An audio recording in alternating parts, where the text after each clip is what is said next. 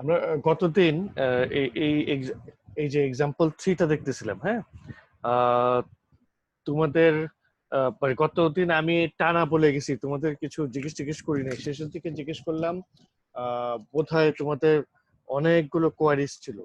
তো তোমাদের এগুলো তোমরা একটু বলতে পারো, মানে তোমরা কি কি প্রবলেম ফেস করছো বা কোথায় কোথায় বুঝো না, একটু বলতে পারো।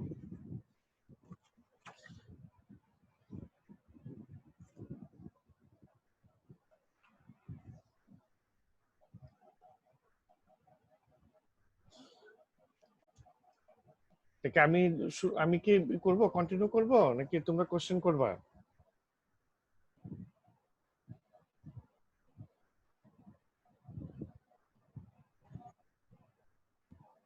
আচ্ছা, তাহলে আমি কন্টিনিউ করি না?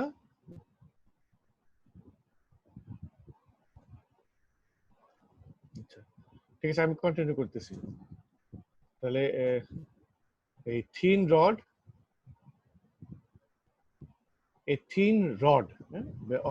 of a total length of 10, তাহলে 10 মিটার ধরে নিতে পারি আমরা, 10 মিটার লেন্থের একটা রড, যেটার thermal conductivity K equals to 0.5 in some persistent unit, specific heat C equals to 0.22, and density rho equals to 2.7 kg per cubic meter, or like that. At some initial time t equals to 0, the temperature of the entire rod is 0. এই পুরো রডটারই এই পুরো রডটারই temperature ছিল 0 at some initial time t equals to 0.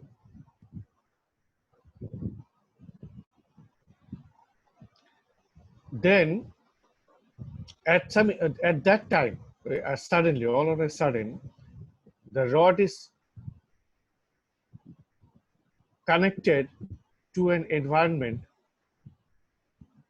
such that the boundary conditions at the left end, a end, boundary condition a end, এটা হয়ে গেল 200, ধরো 200 degree Celsius. আর দি রাইট এন্ড, এই জায়গাটায় এটা হয়ে গেল 50 degree Celsius.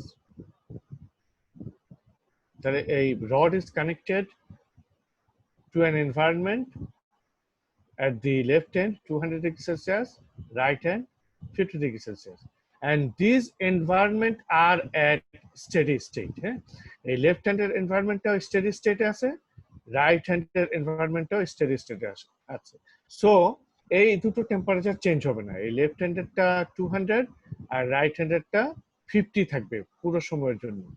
The boundary conditions are fixed for all times, মানে boundary conditions are in steady state, fixed for all times at 250. So আমাদের এক এন্ডের টেম্পারেচার 200, আরেক এন্ডের টেম্পারেচার 50.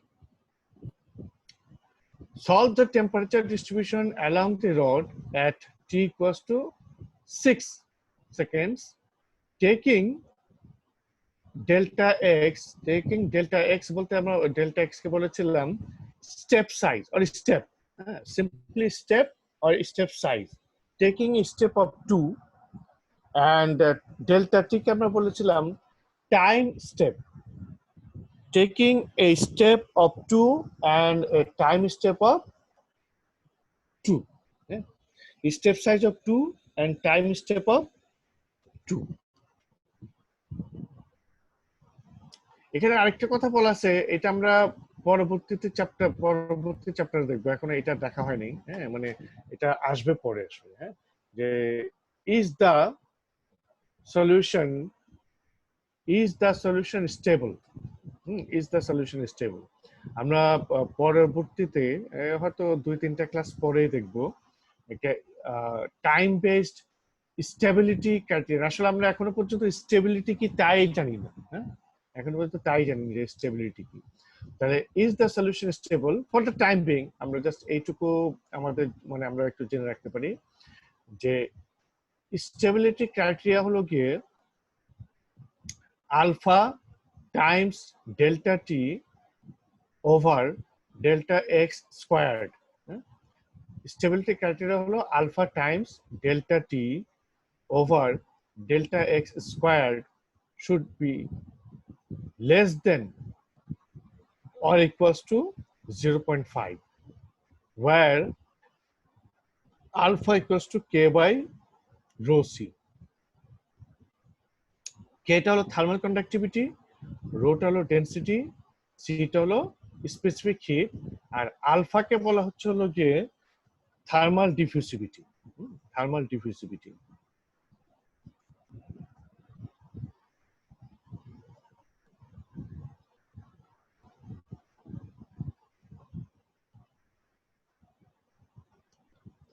তাহলে ইজ দ্য সলিউশন স্টেবল, হ্যাঁ এই কাজটা আমরা চট করে ফেলতে পারি এখন। ইজ দ্য সলিউশন স্টেবল মানে আমরা এই সলিউশনে আগাবো কিনা, এটা স্টেবল হবে কিনা। হ্যাঁ, এই যে এই ডিপেন্ড সলিউশন স্টেবল কিনা সেটা ডিপেন্ড করে হলো কে, রো, সি, ডেল্টা টি, ডেল্টা এক্স এগুলোর উপরে। হ্যাঁ, তাহলে আমরা ডেল্টা সি ডেল্টা এক্স দিয়ে চট করে দেখে ফেলি যে সলিউশনটা স্টেবল কিনা।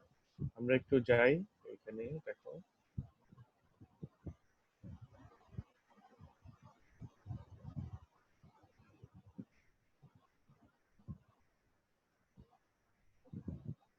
এই যে putting the given values of delta x equals to মানে step size 2 R time step delta t equals to 2 R calculating alpha, that is এই যে এই জিনিসটা হয় 0.42, মানে alpha times delta t over delta x squared এটার value হয় 0.42 which is less than 0.5, so the solution is stable. The solution is stable. তাহলে solution stable করার জন্য আমরা দেখো কতগুলো জিনিস দেখতেছি যে আমাদের for a given step size delta x, হ্যাঁ ডেল্টা এক্স, এই ডেল্টা এক্সটা আমাদের স্টেপ সাইজটা যত বড় হবে ততই কিন্তু এই জিনিসটা ছোট হবে। সো স্টেপ সাইজটা বড় নিতে হবে। আচ্ছা, আবার এই ডেল্টা টিটা যত ছোট হবে ততই এটা ছোট হবে। ডেল্টা টিটা যেহেতু মাল্টিপ্লিকেশন আছে, সো ডেল্টা টি মানে টাইম স্টেপটা যত ছোট হবে ততই এটা ছোট হবে। So for a given K rho C মানে for a given material K rho C for a given material আমাদেরকে আসলে ডেল্টা টি যত ছোট সম্ভব নিতে হবে based on delta X. Delta X কিন্তু আবার যত ছোট নেব আমাদের সলিউশনের অ্যাকুরেসি কমে যাবে। হ্যাঁ, এইটাও আমরা এখনো জানি না। হ্যাঁ, সো যাক মানে আমরা এখন জেনে নিচ্ছি যে ডেল্টা এক্স মানে আমাদের এই স্টেপ সাইজ বা স্টেপস যদি বলি, এই স্টেপস যত বড় হবে আমাদের সলিউশনের অ্যাকুরেসি তত কমে যাবে। সো আমরা এটা অনেক বড় নিতে পারবো না, ঠিক আছে? ডেল্টা এক্সটা আমরা অনেক বড় নিতে পারবো না, বড় নিলেই আমাদের সলিউশনের অ্যাকুরেসি কমে যাবে। সো ডেল্টা এক্সটা আমাদেরকে এই যে মানে স্টেপ সাইজটা আমাদেরকে ছোট নিতে হবে। তাহলে স্টেপ সাইজটা যদি ছোট নেই তাহলেই কিন্তু এই যে এইটা পুরোটার ভ্যালুটা বেড়ে যাবে। সো স্টেপ সাইজটা ছোট নিলে আমাদের টাইম স্টেপ সাইজ অনেক ছোট নিতে হবে, মানে based on a particular delta X delta T based on a particular value of delta x, delta t has to have a minimum value. Delta t has to have a minimum value for the solution to be stable. যাক, এখানে আমরা এটা 2 নিলাম, so 2 square 4 হলো, আর এটাও 2 নিলাম, so 2 হলো। এই করে আমাদের কোনোভাবে এই যে ম্যাটেরিয়ালটা খুব ছিল, মানে ভালো ম্যাটেরিয়াল, সো আমরা এটা স্টেবল পেলাম। হ্যাঁ, স্টেবল। আমি পেনটা ইউজ করতে পারতেছি না। হ্যাঁ, আমি অন্য ল্যাপটপ ইউজ করতেছি, তো সো এই যে টাচ স্ক্রিন ল্যাপটপটা ইউজ করতে পারতেছি না। সো আচ্ছা, তাহলে আমাদের এটা তো স্টেপ গুলোতে আমি যদি যাই, স্টেপ 1 তো ক্রিয়েটিং জিওমেট্রি, স্টেপ 2 তোমরা তোমাদের অ্যাসাইনমেন্ট আমি একটু দেখছি, তোমাদের অ্যাসাইনমেন্ট তোমরা খুব মানে খুব ভালোভাবেই তো করছো। সো আমার মনে হয় এগুলো তোমরা মোটামুটি বুঝতে পারছো, হ্যাঁ? এই যে গ্রিড জেনারেশন এগুলো মনে হয় বুঝছো, হ্যাঁ? আচ্ছা, এই যে গভর্নিং ইকুয়েশন সেটআপ, এটাও তো আমার মনে হয় যে এটাও যেভাবে প্রবলেম মানে তোমরা অ্যাসাইনমেন্টটা করছো, আমার মনে হয় যে প্রবলেম হওয়ার কথা না। সো গভর্নিং ইকুয়েশন সেটআপটা হলো আমাদের এই দুটো জিনিস রয়ে গেছে, তাই না? এই যে এটা হলো governing equation setup, governing equation setup.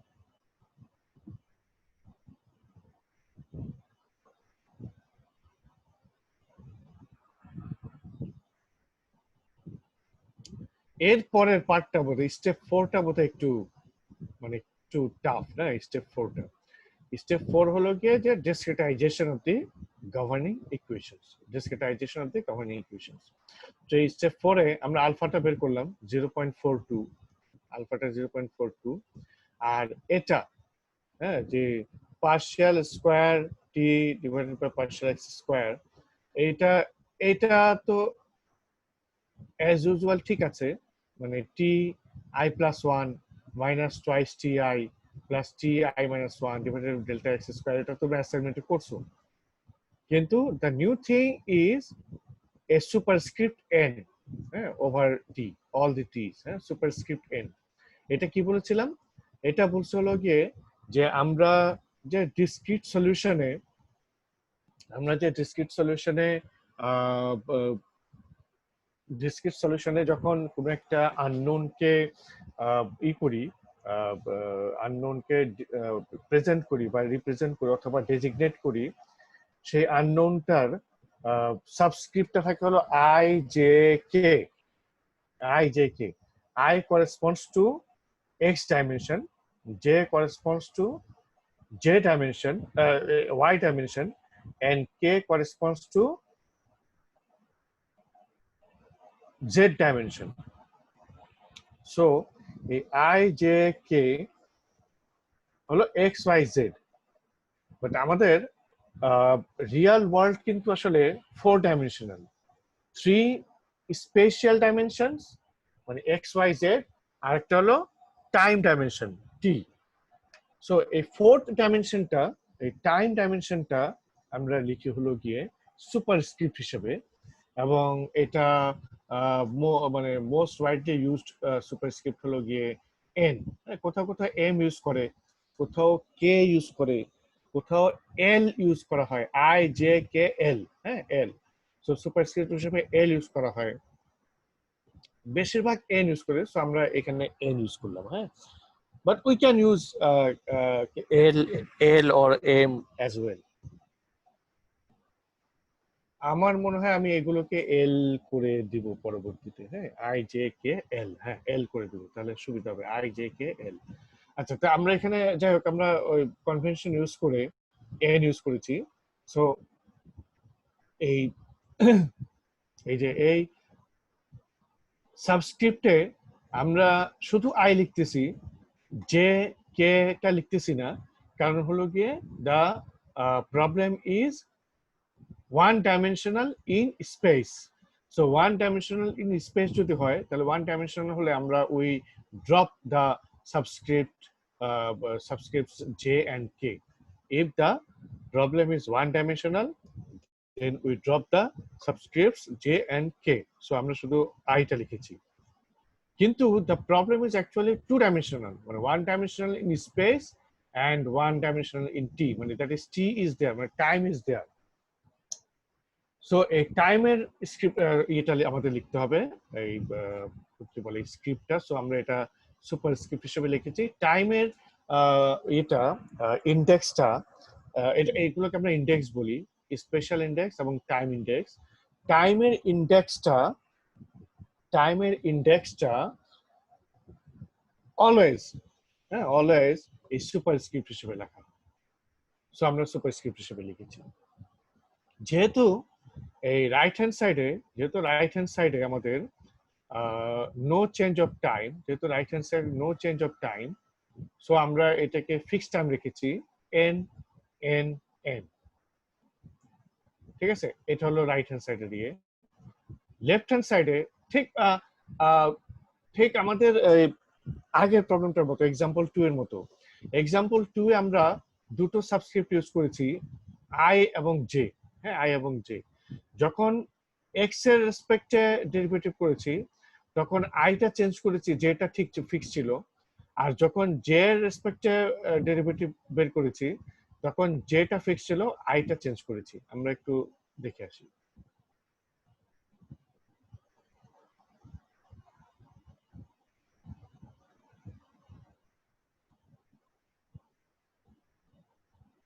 এই যে এটা, হ্যাঁ, এটা এক্স এর এগেইনস্টে চেঞ্জ, এটা ওয়াই এর এগেইনস্টে চেঞ্জ। হ্যাঁ, তাহলে এক্স এর ডেরিভেটিভ আমরা কি করেছি, এই যে J J J, that is এটা শুধু লিখলাম কিন্তু নো চেঞ্জ। হ্যাঁ, জে শুধু লিখছি কিন্তু নো চেঞ্জ, কিন্তু আইটা চেঞ্জ হলো, i plus one, i, i minus one. যখন ওয়াই এর রেসপেক্টে করেছি তখন এক্সটা ফিক্স ছিল, এই যে আই আই আই, যেটা চেঞ্জ হলো j plus one, j, j minus one. ঠিক আছে, তাহলে ওয়াই রেসপেক্টে যখন করতেছি তখন জে চেঞ্জ হচ্ছে, i remains fixed, and vice versa. তাহলে এই কাজটাই আমরা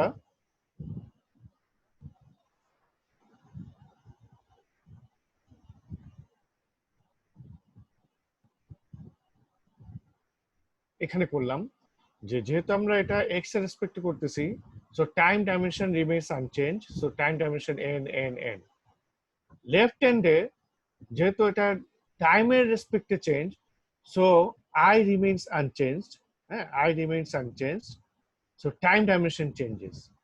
আর time dimension always moves forward. হ্যাঁ, সো এটা ফরওয়ার্ড ডিভাইডেড ডিফারেন্স, এফডিডি। হ্যাঁ, টাইম ডাইমেনশনটা, এই টাইম ডিসক্রিটাইজেশনটা, টাইম বেসড ডিসক্রিটাইজেশনটা is always done based on FDD, forward divided difference.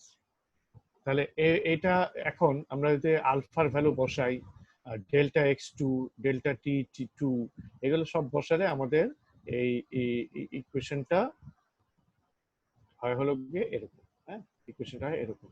এটা এটা কিভাবে হলো, এটা হলো গিয়ে যে আমরা এই একটা মানে latest time T I N plus one, এই যে latest time N plus one, এই লেটেস্ট টাইমের ভ্যালুটা একটা এন্ডে রেখেছি, আর previous time N N N, previous টাইমের সবগুলো জিনিস ডান পাশে নিয়ে চলে গিয়েছি। হ্যাঁ, মানে এটাকে বলা হয় টাইম মার্চিং, মানে আমরা একটা প্রিভিয়াস টাইমের ডেটা দিয়ে লেটেস্ট টাইমের ডেটা বের করবো। হ্যাঁ, টাইম মার্চিং, টাইম মার্চিং।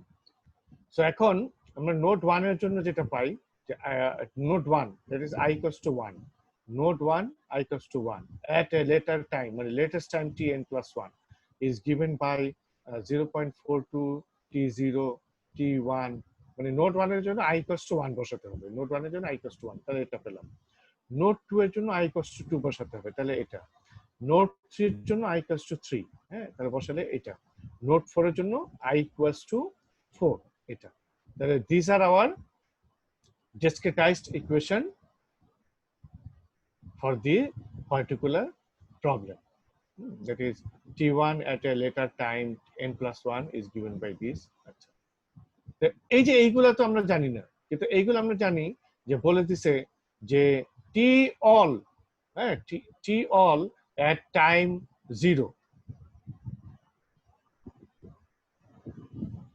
আর আরেকটা জিনিস বলা আছে যে টি জিরো মানে লেফট হ্যান্ডে পুরো টাইমের জন্য এটা হলো 200, সো এই যে টি জিরো এটা 200 হবে। আর টি ফাইভ, এই যে টি ফাইভ ফর অল টাইম মানে স্টেডি স্টেট 50, সো এটা 50 হবে, বাকিগুলো চেঞ্জ হবে। তাহলে এই আমরা এই 200 বসালাম, এখানে 50 বসালাম, তাহলে আমাদের এরপর তাহলে আমরা বাউন্ডারি কন্ডিশন বসালাম। তাহলে at initial condition বলা আছে যে all temperatures at some initial time t equals to 0 was 0, মানে এই যে t equals to 0, এই superscript t1 at t equals to 0, t2 at t equals to 0, t3 at t equals to 0, t4 at t equals to 0 equals to 0। হ্যাঁ, মানে all the rod the entire rod at t equals to 0 was 0. That is তাহলে পুরোটাই 0 থাকবে।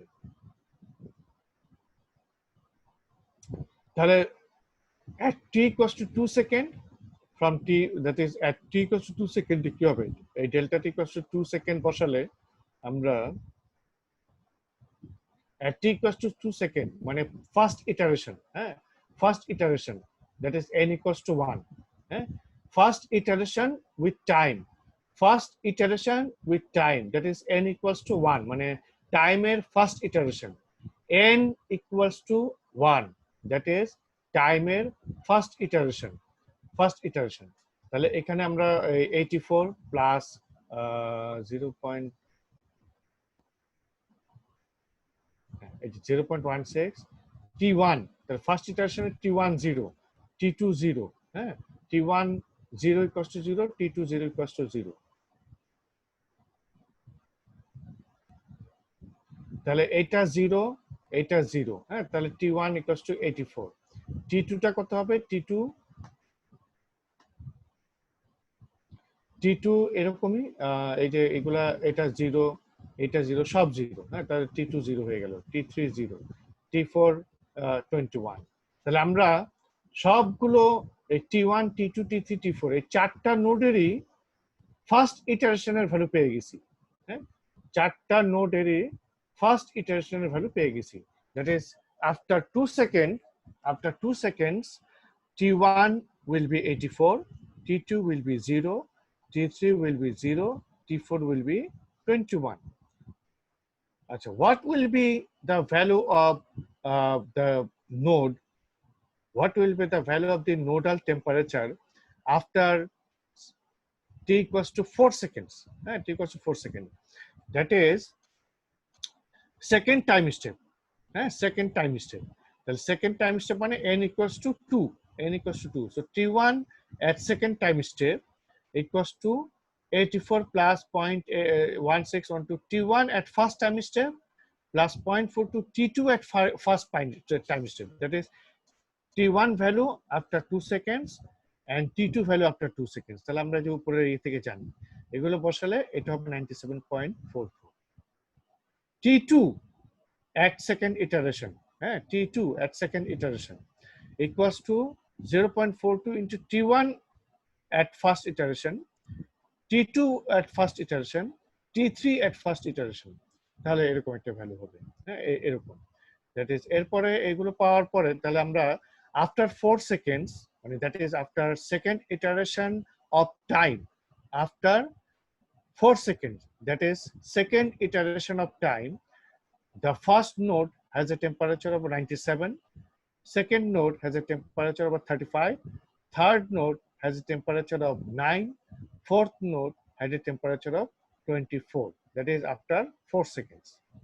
তাহলে এটা হলো time marching করলাম, time marching মানে time equals to 0, time equals to 2 seconds, প্রথমে time equals to 0, all are 0, 0 0 0 0, তারপরে টাইম ইকুয়ালস টু 2 সেকেন্ডস 84 0 0 21, তারপরে টাইম ইকুয়ালস টু 4 সেকেন্ডস 97 35 9 24, এরপরে time equals two 6 seconds, 6 seconds, that is t equals to 6 seconds, t equals to 6 seconds, that is third time step t1 3, তাহলে এভাবে আমরা এটা পাচ্ছি হলো 114 50 26 28, তাহলে এটা time equals two third iteration, third iteration. এরপরে পোস্ট প্রসেসিং আমরা এই ভ্যালুগুলো যদি এতে দেখি, মানে এই যে টাইম, এই টাইম ইকুয়ালস টু 2 সেকেন্ডে এটা ছিল এরকম, মানে ব্লু লাইনটা, t equals to 4 সেকেন্ডে ছিল এই যে এই তোমার লাইট মেরুন, আর t equals to 6 সেকেন্ড হলো গিয়ে এই তোমার লাইট গ্রিন, এই এটা হলো post processing. Since the alpha times delta t by delta x square is 0.4 to less than 0.5, the solution is stable। তাহলে আজকে আমরা বোধহয় এই পর্যন্তই থাকি, তোমরা এর মধ্যে তোমরা তোমাদের কোশ্চেন থাকলে একটু প্লিজ কোশ্চেন করো। স্যার ওই স্টেবিলিটির ব্যাপারটা আরেকবার বুঝান তো। স্টেবিলিটি, স্টেবিলিটি হলো গিয়ে স্টেবিলিটি স্টেবিলিটি জিনিসটা তোমরা তো এখনো মানে মানে ডেফিনেশনটা বলি নেই। হ্যাঁ, স্টেবিলিটি ডেফিনেশনটা তো বলা হয়নি। আচ্ছা, আমরা ম্যাথমেটিক্যাল ডেফিনেশনটা আগে জানি।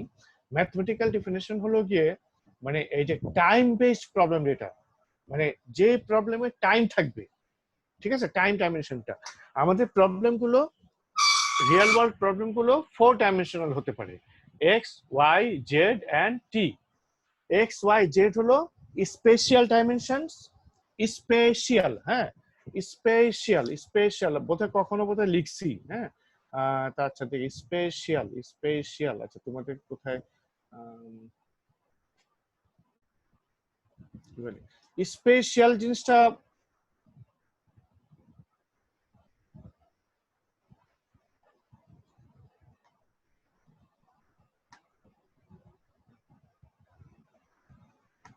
হ্যাঁ, মানে স্পেশাল ডাইমেনশন হতে পারে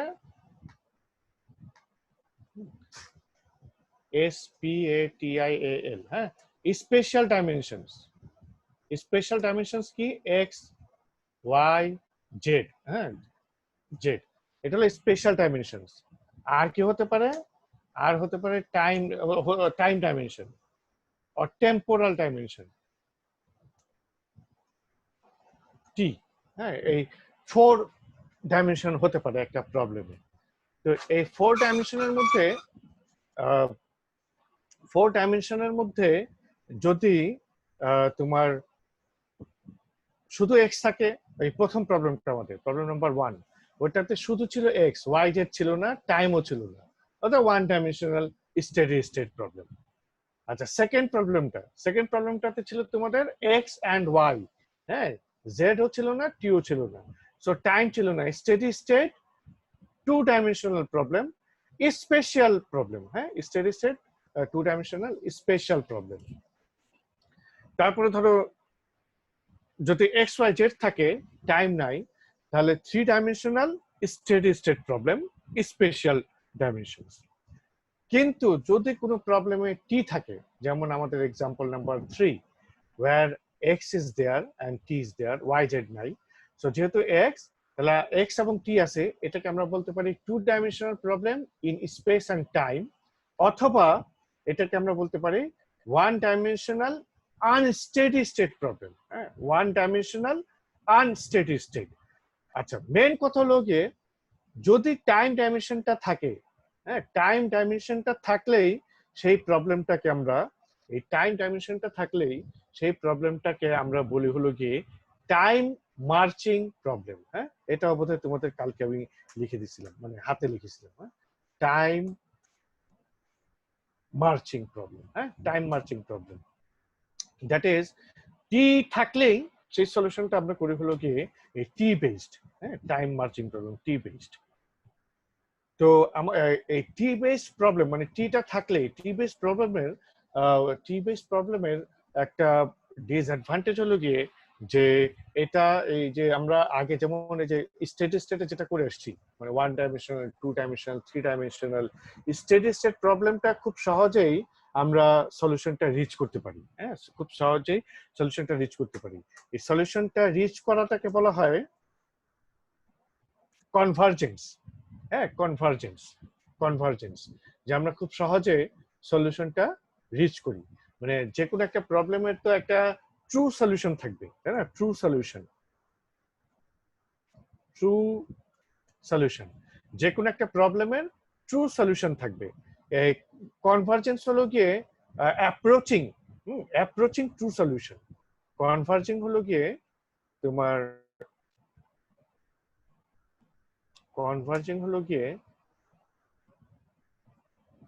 অ্যাপ্রোচিং, হ্যাঁ, ট্রু সলিউশন, এটা হলো কনভার্জেন্স। কনভার্জেন্স হলো অ্যাপ্রোচিং ট্রু সলিউশন,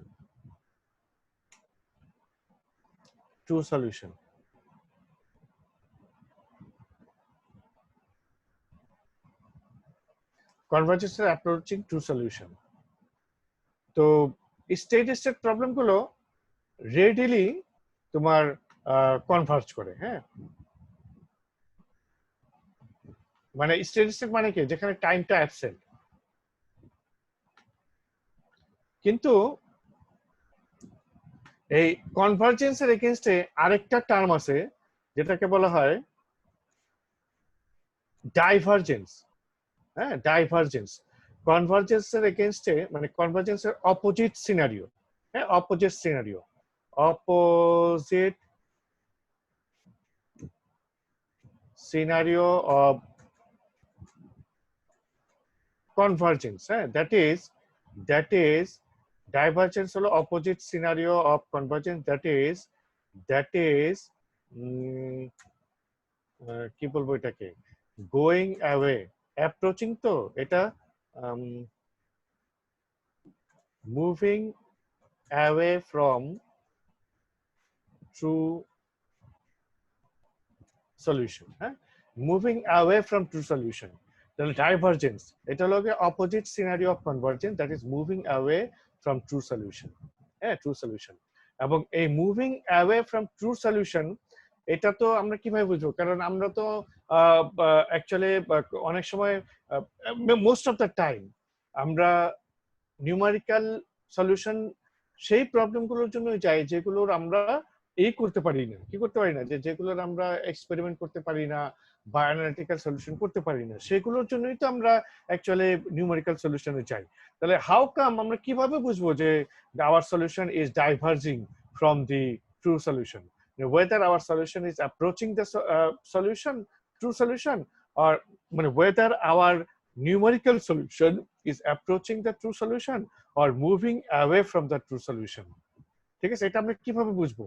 এটা বোঝার উপায় হলো গিয়ে, এটার বোঝার একটা উপায় হলো গিয়ে অসিলেশন। হ্যাঁ, অসিলেশন। অসিলেশন হলো গিয়ে যে তোমার অসিলেশন মানে হলো গিয়ে তোমার solution moving to and fro along some value, হ্যাঁ, that is oscillation হলো solution moving to and fro, মানে কোন একটা ইয়েতে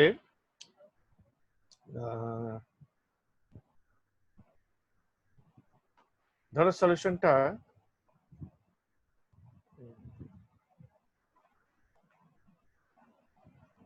এরকম, সলিউশনটা এরকম, হ্যাঁ, দ্যাট ইজ আমার সলিউশনটা হয়তো এরকম হবে, এটা হলো আমার সলিউশন, কিন্তু এই যে এরকম অসিলেট করতেছে, হ্যাঁ, এরকম অসিলেট করতেছে, এটা হলো অসিলেশন।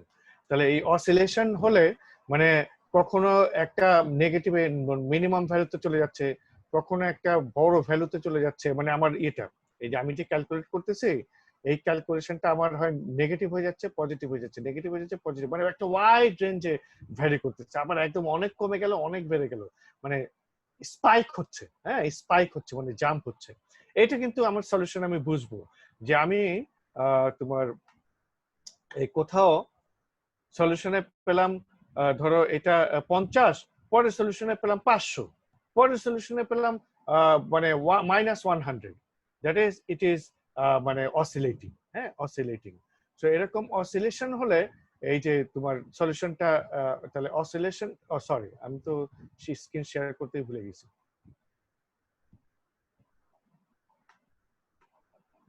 মানে ধরো এখানে কখনো তুমি পেলা এই যে টি2টা একবার পেলা 50, পরের বারে টি2 পেলা 500, পরের বারে টি2 পেলা তোমার কত ধরো 20, অথবা তারপরের বারে পেলা -50, that is solution is oscillating. হ্যাঁ, সলিউশন ইজ অসিলেটিং। তাহলে এই যে অসিলেশন দেখে আমরা বুঝবো যে আমাদের সলিউশনটা ডাইভার্জ করতেছে, হ্যাঁ, ডাইভার্জ করতেছে। ডাইভার্জ মানে কি, যে solution is moving away from the true solution.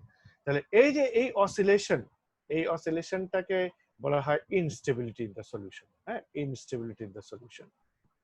তাহলে আমি যে এই যে টি এর জন্য বের করতেছি, আমি যে আসলে ট্রু সলিউশন পাচ্ছি কিনা, হ্যাঁ, এই যে এই সলিউশনটা পাবো কিনা, এটা আসলে আমি আগে থেকেই বের করতে পারি কিভাবে, by determining this, by calculating this parameter, হ্যাঁ, this parameter, by calculating this parameter I can be rest assured that my solution will be stable, হ্যাঁ।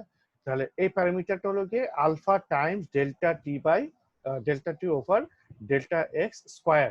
তাহলে আলফাটা তো হলো material dependent property k by rho cp. So এটা for a given material এটা constant, এটাতে আমাদের হাত দেওয়ার কিছু নাই, বা আমাদের হাত দেওয়ার আছে, আমরা ম্যাটেরিয়াল চেঞ্জ করে ফেলতে পারি। আচ্ছা ধরো আমরা আমাদের কিছু করার নেই, ম্যাটেরিয়ালটা fixed K by rho CP, মানে দ্যাট ইজ ম্যাটেরিয়ালটা ফিক্সড। আমরা what we can do for our solution, এই ডেল্টা টি আর ডেল্টা এক্স মানে দ্যাট ইজ স্টেপ সাইজ এবং টাইম স্টেপ, এটা আমরা ম্যানিপুলেট করতে পারি। তাহলে এটা কিভাবে ম্যানিপুলেট করতে পারি? আমরা ম্যানিপুলেট করতে পারি হলো গিয়ে we can take delta X মানে step size as large as possible.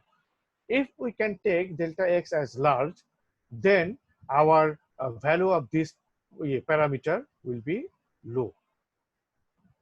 কিন্তু ডেল্টা এক্স যদি আমি অনেক বড় নেই তাহলে সলিউশনের অ্যাকুরেসি কমে যাবে, মানে সলিউশনটা তো স্টেবল হবে কিন্তু অ্যাকুরেসি কমে যাবে। হ্যাঁ, মানে আমি সলিউশন পাবো, স্টেবল সলিউশন পাবো, নো অসিলেশন, বাট আমার অ্যাকুরেসিটা কমে যাবে। সো আমরা ডেল্টা এক্সটা খুব বড় নিতে পারবো না। আচ্ছা ডেল্টা এক্সটা যদি ছোট নেই তাহলেই কিন্তু আমার এটার ভ্যালুটা বেড়ে যাবে। সো আমাকে কি করতে হবে, ডেল্টা টি এটা ছোট নিতে হবে। হ্যাঁ, ডেল্টা টিটা যদি আমি বড় নেই তাহলে কিন্তু এটার ভ্যালু বড় হয়ে যাবে। সো ডেল্টা টিটা ছোট নিতে হবে। তাহলে এভাবে আমাকে দেখতে হবে যে আমি কিভাবে ডেল্টা এক্সটা কত বড় নিতে পারি আর ডেল্টা টিটা কত ছোট নিতে পারি। তাহলে এভাবে এই নিয়ে আমার এই স্টেবিলিটি ক্রাইটেরিয়াটা, এই যে এটাকে 0.5 এর নিচে নিতে হবে। যদি আমি এটাকে শিওর করতে পারি যে এটা 0.5 এর নিচে, দেন আচ্ছা আবার ডেল্টা টিটা ছোট নিলে কিন্তু আমার বেড়ে যাবে, মানে ওই যে টাইম স্টেপ সাইজ বেড়ে যাবে। যেমন ধরো আমি যে 6 সেকেন্ড পর এটা জানতে চাচ্ছি যে টেম্পারেচারের কি অবস্থা হবে, তাহলে আমি যদি এটা 1 সেকেন্ড পরে নিতাম তাহলে আমার কিন্তু এটা 6 বার ক্যালকুলেশন করতে হতো, এটা আমার এটা আরো স্টেবল হতো সলিউশনটা। 1 সেকেন্ড পরে নিলে এটার ভ্যালু কত 0.21, মানে এটা আরো স্টেবল, তো আমাকে 6 বার ক্যালকুলেশন করতে হতো।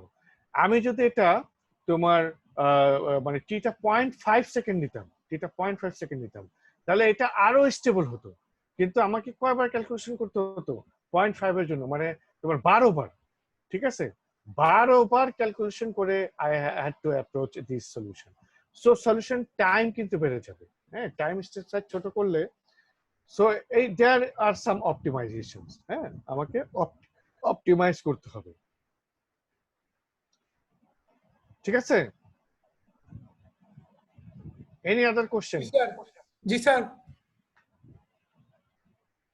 আর কোনো কোশ্চেন আছে? No sir. আচ্ছা Sadman, thank you very much, তুমি অনেক কষ্ট করলে অ্যাসাইনমেন্ট গুলো করছো, আর তোমাদের সবাইকে ধন্যবাদ, তোমরা মানে অ্যাসাইনমেন্ট খুব সুন্দর করে করছো। মানে এখন হাতে তো লিখছো নিজেই, এখন আরেকজনটা দেখে কপি করছো কিনা জানি না, কিন্তু কপি করলেও সলিউশনটা তো নিজেকে করতে হয়েছে, তাই না? যেহেতু টেম্পারেচার এক একজনের এক রকম আসছে। তো দা অ্যাসাইনমেন্ট কি বলবো, assignments were very nice, thank you very much, খুব সুন্দর হয়েছে, আমি দেখে আমার মানে ভালো লাগলো আর কি। মানে তোমরা তাহলে কিছুটা বুঝতে পারছো মনে হয়, তাই না? Yes sir. মানে আরেক ফ্রেন্ডেরটা দেখে কপি করলো, মোটামুটি বুঝেই করছো, তাই না?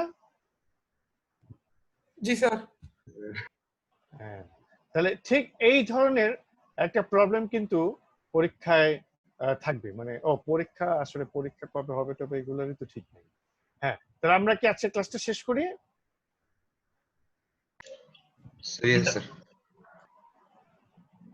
আচ্ছা ঠিক আছে, তাহলে আমরা আজকে শেষ করি।